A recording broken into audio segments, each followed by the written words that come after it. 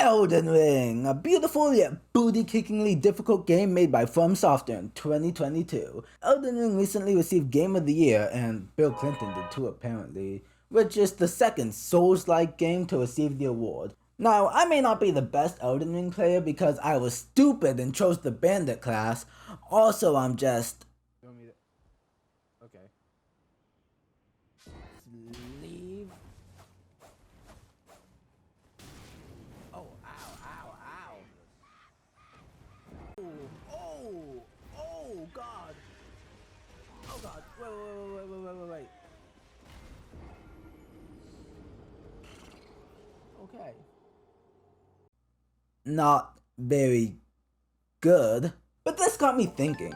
FromSoftware has been making these Souls-like games since 2011 with the initial release of Dark Souls, and now 12 years later, people are still eating it up. Why is that? There's more to it than you might think. Let's find out together, shall we?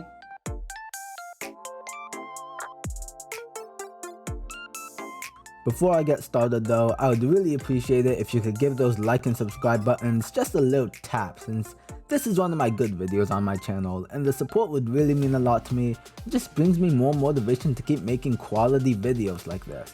With the generic YouTuber talk out of the way, let's do it. Then something just snapped! Something inside of me! Let's be honest, the term Souls-like wasn't really coined until the Dark Souls franchise actually came out, so my use of the term is gonna be pretty loose throughout the video.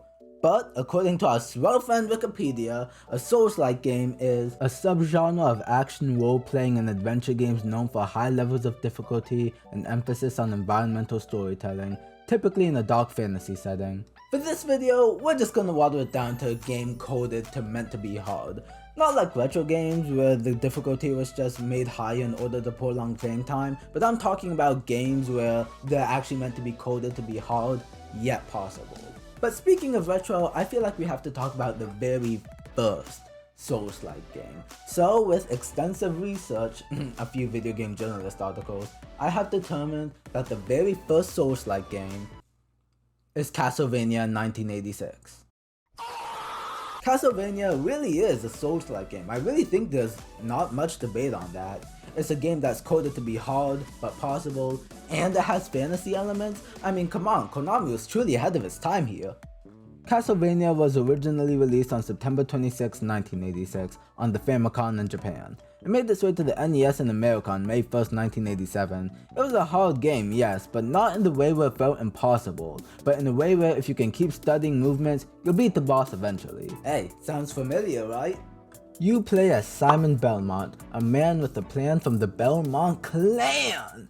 The whole point of the game is that you enter Dracula's castle in order to demolish all sorts of fantasy monsters, with nothing but a whip and a kick-ass attitude like you're Indiana Jones. Although, instead of a crystal skull, the only thing you're trying to take is Dracula's life. The gameplay, at its core, is very simple. No parrying, no dodge rolling, no runes, no horseback riding. It's really just go through these stages and be the boss at the end.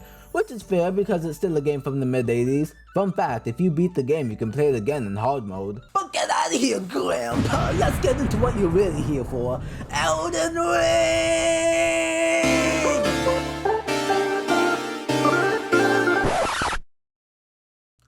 Okay, maybe I lied a little bit, but how can I talk about Elden Ring without first talking about Dark Souls? Dark Souls is a pop culture staple. I really think there are very few game over screens that can really rival the simple yet iconic "You Died." Dark Souls is obviously much harder than something like Castlevania because that controller only has like 2 buttons in it, but Dark Souls gives you actions that can help aid you in battle. Not like I know how to use them though. Dark Souls is what really paved the way for Souls-like games. I mean, hell, that's where the name came from. Obviously, the main selling point is the difficulty. FromSoftware is known for their difficulty. Dark Souls Trilogy, Sekiro Shadows Die Twice, Bloodborne, Elden Ring, all these games are cemented in video game history for being tough as nails. The Dark Souls franchise is so influential that the Praise the Sun guy even got an official amiibo. To be a third-party series and get your own official amiibo that isn't like part of the Smash series or anything, it's a huge feat. Of course, as previously mentioned, there are plenty of other games by FromSoftware. which also fall into the Souls-like category. Sekiro Shadows Die Twice, released in 2019, high praise, won Game of the Year, you know, you guys know that. But I know what you're really here for. For real this time, let's talk about Elden Ring!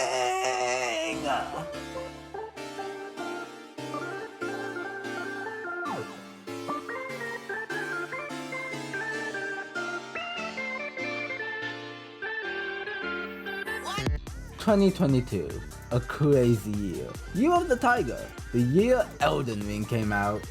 Elden Ring was immediately held in high regard when it released on February 25th, 2022. I mean, hey, it's been almost a full year and I'm still talking about it, so... You start off as a maidenless, tarnished nobody with almost nothing to your name depending on your class, and your main goal is to traverse the lands between and kill a slew of bosses in order to assemble the Elden Ring. You guys like my drawing? It's the Elden Ring. You see it, right? Now, what is the Elden Ring?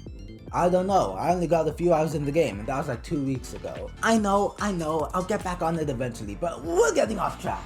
Elden Ring gives you 10 different classes to choose from, and you can create different builds off those initial classes. As mentioned before, I was stupid and chose the Bandit class, which my friend told me later that's one of the hardest classes in the game. So not only did I start off my Elden Ring playthrough knowing pretty much nothing about Souls games, I also unintentionally made it harder on myself. Great! Now, Elden Ring is a global phenomenon, okay? In October 2022, it hit 17.5 million sales. It's January 2023 right now, so that number had to have only gone up. The game even had world building provided by George R.R. Martin. You know, the guy that made Game of Thrones? I haven't even seen Game of Thrones, but that's still insane. Now, let's just say you aren't a fan of games like Elden Ring. Maybe you want something a little more simplified. I got you, fam. Let's roll the Souls-like games. Here's the section where the Souls-like genre is gonna be used very loosely by me. You'll probably hear me talk about some games and be like, I guess that's a Souls-like game, but I would like to let you know that Trombone Champ is listed as a Souls-like game on the Steam, so I don't want to hear any complaining. Although, if you would still like to drop a comment telling me how awesome this video is, then I mean... Let's get into what I personally like to call simple Souls-like games. We'll call them simples for short. These games follow the formula of hard game where you have to memorize attacks and the patterns of enemies in order to win. And before you ask, no, this does not include Undertale. Now that I've gotten that out of the way, let me rapid fire some of my favorite / generally well known simples.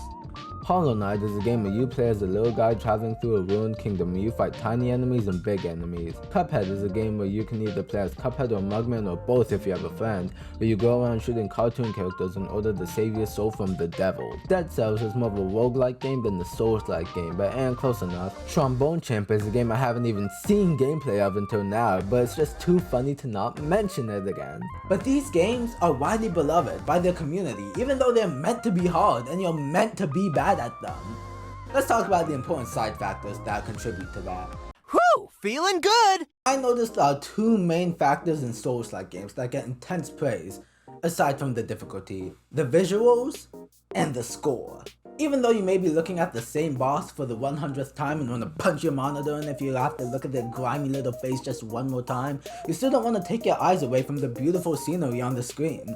The visuals have two main subcategories in my opinion: the art style and the character designs. The art style is really what separates simples and non-simples. Simples tend to have a very, well, simple art style, at least compared to a game like Elden Ring. Now, I'm in no way saying that one is better than the other, because it really depends on the player. You could absolutely adore the rubber hose hand-drawn animations that Cuphead has, but not be a fan of the beefy graphical show-offs like Elden Ring. Or you could absorb the incredible movie-like quality of Elden Ring, and not be as fond of the 2D stuff. Or you could prefer neither and enjoy the top-down stylistic view that Hades has. But what good is an amazing art style without amazing character designs? Bosses and just entities in general are obviously a huge part of Souls-like games, so you're gonna want them to look good. These designs can range from cool, zany, hot, or just plain weird but fun. And whatever kind of designs you prefer really goes back to what kind of art style you prefer. Why don't we look at some character designs of the previously mentioned games? Alright, so up first, we have the widely beloved King Dice. I'm really liking what they went for with this design, you know? He's wearing a tuxedo, like, you know, he's supposed to be in a casino, which is fitting because 1, that's where you fight him, and 2, he's literally named King Dice. What more do you want from me? Okay, up next we got Godrick the Grafted from Elden Ring. Now, I actually really love this design. It kind of reminds me of Zombie Strange from Multiverse of Madness. You know, it's like all the hands and like the face too. I think it looks pretty cool. Ooh, says next up we got Aphrodite from Hades. Now, I may not believe in Greek mythology, but I love learning about it. So I'm excited to see the devs take on this one. Then we just pull it up and...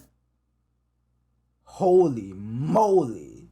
But we've talked enough about eye candy. Let's get on the ear candy with the soundtracks, baby. Now, you could be like this guy on Reddit and say, I hate rap music. Edit. To any of you wondering, I like video game and anime music.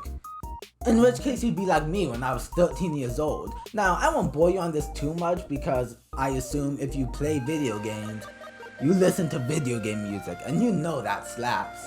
But this is just another example of giving players the choice of the media they consume in their games.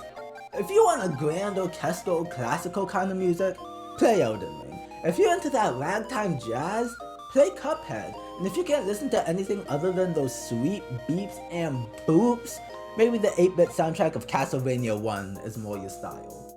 At the end of the day, Souls-like games are one of the definitions of beauty is in the eye of the beholder, purely due to the vast amount of style choices the player has at their disposal. Oh wait, but speaking of music, have you been enjoying the music in this video? Well, it was all made by Inverse, a music creator who generously let me use his music for this channel. I've been loving his music recently, so I'd appreciate it if you guys could go to his channel and just show him some love and support. Link in the description below. You know, when writing this video, I really didn't think I'd enjoy learning about the process of Souls-like games so much.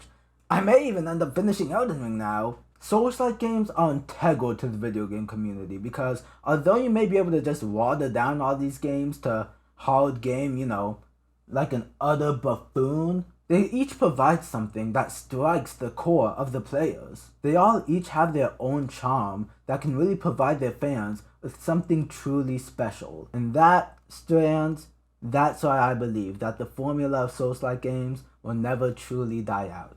Okay, that's all the time I've got. I've got to get back to playing Elden Ring on my Valve Steam Deck. Thanks for watching.